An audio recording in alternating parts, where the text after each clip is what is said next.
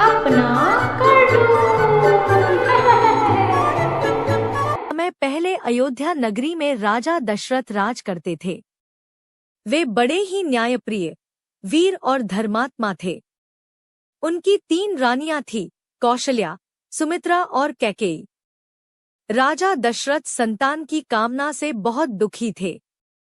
उन्होंने महर्षि ऋष्यशृंग से एक विशेष यज्ञ करवाया। यज्ञ के अंत में उन्हें एक दिव्य खीर मिली। उस खीर को तीनों रानियों ने ग्रहण किया। समय आने पर उन्हें 4 पुत्र हुए। राम कौशल्या के पुत्र, सबसे बड़े और मर्यादा पुरुषोत्तम। भरत कैकेयी के पुत्र, नम्र और विनम्र। लक्ष्मण और शत्रुघ्न सुमित्रा के पुत्र। लक्ष्मण राम के परछाई जैसे थे और शत्रुघ्न भरत के साथ रहते थे। चारों भाइयों में बहुत प्रेम था। वे खेलों में भी साथ रहते, शिक्षा में भी साथ बढ़ते और माता पिता का हमेशा आदर करते। एक दिन महर्षि विश्वामित्र अयोध्या आए। उन्होंने राजा दशरथ से कहा कि राक्षस उनके यज्ञों को नष्ट कर देते हैं, इसलिए वे राम और लक्ष्मण को साथ ले जाना चाहते हैं। राजा दशरथ ने थोड़ी चिंता जताई, पर अंततः उन्होंने राम और लक्ष्मण को ऋषि के साथ भेज दिया। दोनों राजकुमारों ने धनुषबाण से राक्षसों को हराया। राम ने ताड़का राक्षसी का वध किया और ऋषियों का यज्ञ सुरक्षित करवाया। यज्ञ के बाद राम और लक्ष्मण मिथिला, जनकपुरी पहुंचे। रास्ते में उन्होंने पत्थर बनी अहिल्या को देखा। राम ने अपने चरणों से उन्हें श्राप से मुक्त किया। जनकपुरी में राजा जनक ने अपनी पुत्री सीता का स्वयंवर रखा था। शर्त थी, जो भी भगवान शिव का विशाल धनुष उठाकर उसे तोड़ेगा, वही सीता का पति बनेगा। बहुत से राजकुमार आए, पर कोई धनुष हिला भी न सका। राम ने सहजता से धनुष उठाया और प्रत्यंचा चढ़ाते ही वह टूट गया। सीता ने राम को वरमाला पहनाई और वे दोनों विवाह बंधन में बंध गए। कुछ समय बाद राजा दशरथ ने सोचा कि अब राम को राजा बना देना चाहिए। पूरे अयोध्या में उत्सव का माहौल था, लेकिन कैकेयी को उसकी दासी मंथरा ने भड़का दिया। उसने राजा दशरथ को उनके दिए 2 वचन याद दिलाए। कैकेयी ने मांगा, भरत को राजा बनाया जाए, 2 राम को 14 वर्षों का वनवास दिया जाए। राजा दशरथ बहुत दुखी हुए, पर वचन निभाना उनका धर्म था।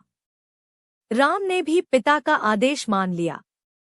राम ने कहा, पिता का वचन मेरे लिए सबसे बड़ा धर्म है। सीता और लक्ष्मण भी राम के साथ वन जाने पर अड़े।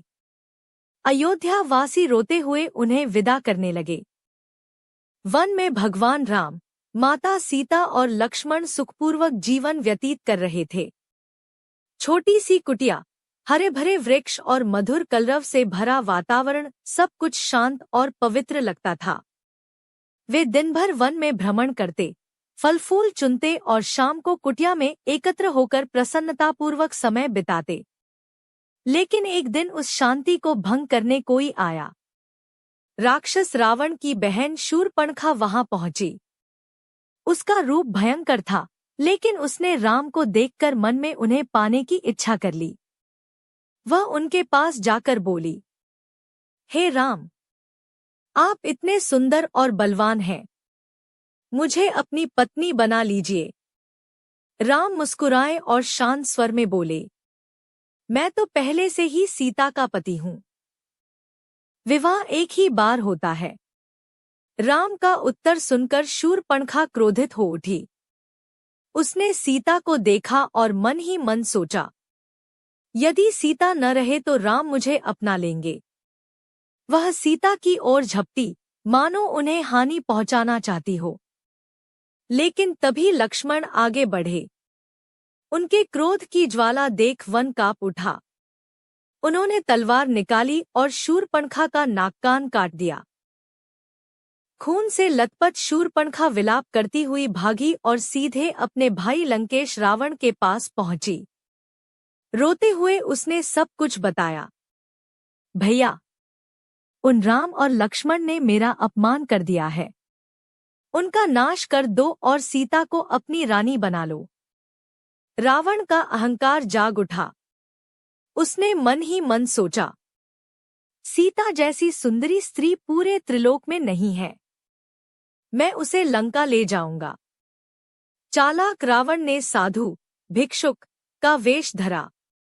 एक दिन जब राम और लक्ष्मण शिकार के लिए वन में गए थे, तब वह साधु बनकर कुटिया पर पहुंचा। वह सीता से बोला, देवी, मैं भूखा हूं, मुझे भिक्षा दीजिए। सीता को किसी साधु को मना करना उचित नहीं लगा। वह बाहर आई और भिक्षा देने लगी। तभी अचानक रावण ने अपना असली राक्षसी रूप धारण कर लिया। उसका विशाल शरीर, 10 सिर और 20 भुजाएं देखकर सीता भयभीत हो गई। रावण ने उन्हें पकड़ लिया और पुष्पक विमान में बैठाकर आकाश की ओर उड़ चला। सीता विलाप करती रहीं, हे राम, हे लक्ष्मण, मेरी रक्षा कीजिए। लेकिन राम और लक्ष्मण उस समय वहां नहीं थे। जब वे लौटे और सीता को न पाया तो उनका हृदय टूट गया। राम ने विलाप करते हुए कहा, हे लक्ष्मण, मेरी प्राणप्रिय सीता कहाँ चली गई? उनका बिना यह वन सूना हो गया है। दोनों भाई सीता की खोज में वन भटकने लगे। तभी उनकी मुलाकात वानरराज सुग्रीव और उनके परम भक्त हनुमान से हुई। हनुमान ने राम को प्रणाम किया और कहा, प्रभु, आपके दुख को दूर करना ही मेरा जीवन है। मैं आपकी सीता माता को ढूंढ निकालूंगा। राम और सुग्रीव की मित्रता के बाद वानर सेना ने सीता माता की खोज के लिए चारों दिशाओं में दूतों को भेजा। बहुत दिनों तक ढूंढने के बाद भी जब सीता जी का पता नहीं चला, तब जामवंत जी ने हनुमान जी को समुद्र पार करने और लंका पहुंचने का कार्य सौंपा। हनुमान जी ने पर्वत पर खड़े होकर भगवान श्रीराम का स्मरण किया और राम राम कहते हुए एक ही छलांग में विशाल समुद्र पार कर लिया। उनकी उड़ान इतनी तेज थी कि समुद्र की लहरें भी आकाश तक उठने लगी। रास्ते में अनेक बाधाएं आईं, जैसे सुरसा नामक राक्षसी ने उन्हें निगलना चाहा, लेकिन अपनी बुद्धि और बल से हनुमान जी ने उसे भी परास्त किया। अंततः वे लंका पहुंचे। रात का समय था। हनुमान जी ने अपने रूप को छोटा कर लिया और चुपचाप स्वर्णमंडित नगर में प्रवेश किया। वे ऊंचे ऊंचे महलों और राक्षसों के घरों को देखते हुए अशोक वाटिका तक पहुंचे। वहां एक वृक्ष के नीचे उन्होंने सीता माता को देखा। माता अत्यंत दुखी और चिंतित थी। हनुमान जी ने पेड़ की डाली से धीरे धीरे नीचे उतरकर माता सीता को श्रीराम की अंगूठी दी और कहा, माता, मैं राम का दूत हनुमान हूँ।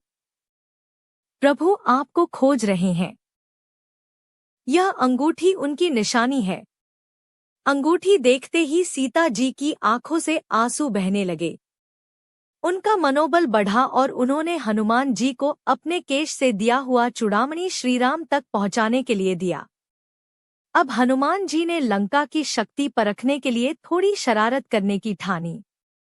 वे बगीचे में पेड़ पौधे उखाड़ने लगे, जिससे रावण के सैनिक उनसे भिड़ गए। अकेले हनुमान जी ने सैकड़ों सैनिकों को परास्त कर दिया। अंत में जब वे बंदी बनाए गए और रावण के दरबार में लाए गए, तो रावण ने क्रोध में उनकी पूंछ में आग लगवाने का आदेश दिया। पर हनुमान जी तो महाबली थे। उन्होंने अपनी पूंछ को लंबा कर लिया और जब उसमें आग लगी तो वे पूरे नगर में उछलने कूदने लगे। स्वर्ण मंडित लंका जल उठी। हर गली, हर महल, हर भवन में आग की लपटें फैल गईं। पूरा नगर धुआं और ज्वाला से भर गया। फिर भी हनुमान जी ने माता सीता का स्थान सुरक्षित रखा ताकि उन्हें कोई हानि न पहुंचे। आग लगाने के बाद वे समुद्र पार कर श्रीराम के पास लौटे और सीता माता की निशानी देकर पूरी कथा सुनाई। राम और उनकी वानर सेना ने समुद्र पर विशाल राम सेतु बनाया। यह पुल लाखों पत्थरों से बना था और आश्चर्य की बात यह थी कि वे पत्थर समुद्र में डूबते नहीं थे, क्योंकि उन पर राम का नाम लिखा गया था। इस अद्भुत पुल से पूरी सेना लंका पहुंची। लंका पहुंचकर राम ने पहले रावण को संदेश भेजा, यदि तुम सीता को सम्मानपूर्वक लौटा दो तो युद्ध नहीं होगा। लेकिन घमंडी रावण ने इसे ठुकरा दिया। उसने कहा, मैं सीता को कभी वापस नहीं करूंगा। इस तरह युद्ध निश्चित हो गया। दोनों ओर से नगाड़े बजने लगे, शंखनाद हुआ और युद्ध का आरंभ हुआ। राम की सेना में वानर, भालू और वीर योद्धा थे, सुग्रीव, अंगद, जाम्बवन और सबसे महान हनुमान। रावण की सेना में असंख्य राक्षस थे, जिनका नेतृत्व कुंभकर्ण, मेघनाद और अतिकाय जैसे योद्धा कर रहे थे। युद्ध कई दिनों तक चला। कुंभकर्ण, जो रावण का विशालकाय भाई था, उसने बहुत विनाश किया, पर अंत में राम ने उसे अपने बाण से परास्त किया। रावण का पुत्र मेघनाद, इंद्रजीत, अदृश्य होकर लड़ता था। उसने अपने दिव्य अस्त्रों से लक्ष्मण को घायल कर दिया। लक्ष्मण बेहोश हो गए और सभी दुखी हो उठे। वहीं पर वैद्यराज ने कहा, लक्ष्मण को जीवित करने के लिए संज्ञानी, संजीवनी बूटी चाहिए, जो केवल हिमालय पर मिलेगी। हनुमान तुरंत उड़े और हिमालय पहुंचे। लेकिन जब उन्हें पता नहीं चला कि कौन सी बूटी है, तो उन्होंने पूरा पर्वत ही उठाकर ले आए। उस औषधि से लक्ष्मण स्वस्थ हो गए। सभी ने हनुमान की वीरता की प्रशंसा की। अब अंतिम युद्ध का समय आ गया। राम और रावण आमने सामने खड़े हुए। रावण 10 सिरों वाला, शक्ति और क्रोध से भरा हुआ था। उसके पास बहुत से दिव्य अस्त्र थे। राम शांत और दृढ़ निश्चयी थे। रावण के बाण आसमान को अंधेरा कर देते थे। राम के बाण बिजली की तरह चमकते और रावण के अस्त्रों को नष्ट कर देते। कभी राम घायल होते, कभी रावण, पर दोनों ही डटे रहे। आखिरकार ऋषि अगस्त्य ने राम को आदित्य हृदय स्तोत्र सिखाया और भगवान शंकर की कृपा से राम ने ब्रह्मास्त्र चलाया। वह दिव्य अस्त्र रावण के हृदय में लगा। रावण ने अंतिम बार जय शिव शंकर कहा और धरती पर गिर पड़ा। लंका की धरती गूंज उठी। सत्य और धर्म की विजय हुई। राम ने रावण का वध करके सीता जी को मुक्त कराया। सभी देवताओं ने आकर राम की स्तुति की और आकाश से पुष्प बरसाए। 14 वर्ष का लंबा और कठिन वनवास पूरा करने के बाद भगवान श्री राम, माता सीता और लक्ष्मण जी अयोध्या लौटे। उस समय पूरी अयोध्या उनकी प्रतीक्षा में उत्सुक थी। लोग दिन रात यही सोचते थे कि कब उनके प्रिय राम वापस आएंगे। भरत जी, जिन्होंने इन 14 वर्षों तक राम की चरण पादुका को सिंहासन पर रखकर अयोध्या का शासन किया था, राम को देखकर भावुक हो उठे। उन्होंने दौड़कर अपने बड़े भाई को गले लगाया और उनकी आंखों से खुशी के आंसू बह निकले। उस दृश्य को देखकर वहां उपस्थित हर व्यक्ति की आंखें नम हो गईं। राम, सीता और लक्ष्मण के स्वागत के लिए अयोध्या वासियों ने अपने अपने घरों को दीपों से सजाया। चारों ओर तेल के दीप जल उठे। गलियां, महल, मंदिर और चौक सब दीपों की रोशनी से जगमगा उठे। ऐसा लग रहा था मानो आकाश के तारे धरती पर उतर आए हों। खुशी में लोग एक दूसरे को गले लगाकर मिठाइयां बांटने लगे। ढोलनगाड़ों की गूंज से पूरी अयोध्या आनंदमय हो उठी। हर चेहरे पर मुस्कान और आंखों में चमक थी। उस रात अयोध्या सोई नहीं। पूरी नगरी दीपों की रोशनी और भक्ति उल्लास में डूबी रही। इसी पावन अवसर को आज हम दीपावली या दिवाली के रूप में मनाते हैं। दीपावली केवल रोशनी का त्योहार नहीं है, बल्कि यह सत्य की असत्य पर, धर्म की अधर्म पर और प्रकाश की अंधकार पर विजय का प्रतीक है।